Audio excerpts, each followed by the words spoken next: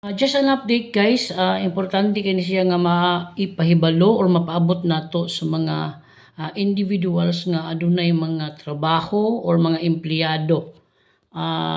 So kung namoy mga kaila diha, palihog kog paabot na lang niini or kung kamo mismo paminaw mo. Pero dili ni siya sa tanan gyud no. Para lang ni sa mga specific nga mga individuals.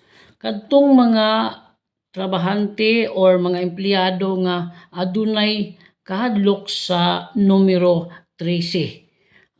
Sa mga dili ganahan og na 13th floor, no kanang mahadlok og Friday the 13 kay ilang gi-consider ang numero 13 nga malas. So importante kini nga makahibalo mo nga karon kay December man aron nga malikayan nato ang inyong trauma or kahadlok, dili sad mo makadawat og 13th month pay.